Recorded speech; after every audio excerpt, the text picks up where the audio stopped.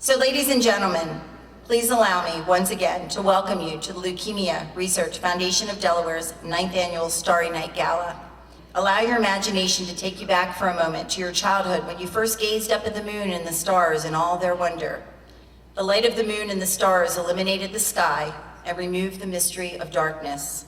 Now imagine a helpless child gazing out through a hospital window at that same moon and at those same stars, just hoping to feel better the next day, praying that they'll wake up, not feeling like they're gonna throw up or not being prodded the next day. You see, cancer robs our children of their youth and far too often robs families of their loved ones. Just 1 week ago, a young man named Jimmy, who once shared the cheer mat with our daughter Ava, lost his battle with leukemia. As we enjoy this evening, think about it. There are many friends and families suffering because blood cancer has stolen their loved ones. Cancer robs us. Sadly, no one is born immune to cancer, and there currently are no vaccines to prevent it from attacking our loved ones and our friends. The face of childhood or adult cancer could be any one of us. Cancer doesn't discriminate.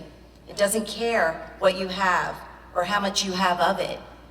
And cancer doesn't care if you're one of the most powerful men in the world.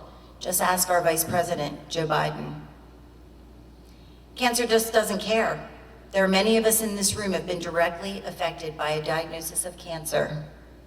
But we do care. We are here to make a difference. We must continue to push forward and fund the research so that nobody's name will ever be mentioned or associated with cancer again. So as many of you already know, and for those of you that don't, I was introduced to the cruel world of cancer when Chris Meyer's son Bradley was diagnosed at the age of 6 months old with neuroblastoma. 6 months.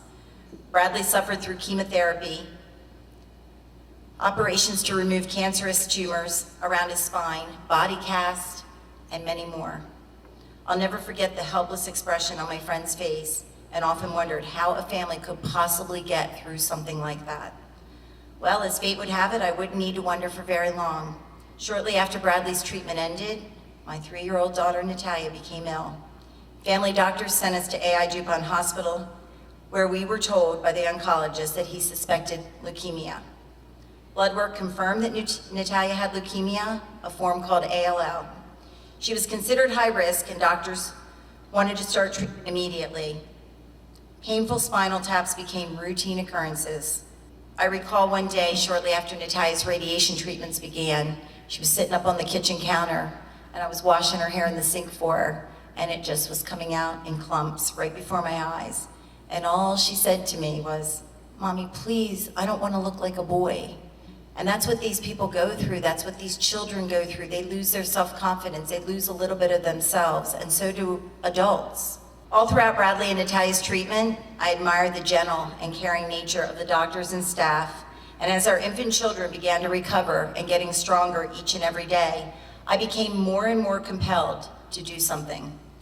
Initially, Chris and I formed teams in American Cancer Society's Relay for Life. We participated in Leukemia and Lymphoma Society's Light the Night and their Black Tie events. I became the president of the Delaware Leukemia and Lymphoma Society and a board member at their national level. But it still wasn't enough for me. I had an overwhelming desire to do more and to help people. So through the support of Nick, Chris, Don, and our families, the foundation was formed. A very unique foundation that operates without any full-time employees, none. You've allowed us to provide critical research dollars to facilities such as Huntsman Cancer Research Center, Helen F. Graham Cancer Research Center, which I know a table of them are here tonight, and Nemours and St. Jude. It is because of your support, and I feel your love, that you've allowed us to give $1 million grant to now not one, but 2 different facilities, and possibly working on our 3rd and 4th.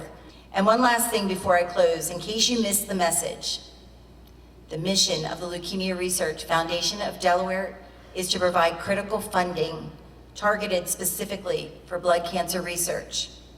It is our belief that provided with sufficient funding, researchers can and will develop better medicines to treat patients and hopefully someday cure this dreadful disease.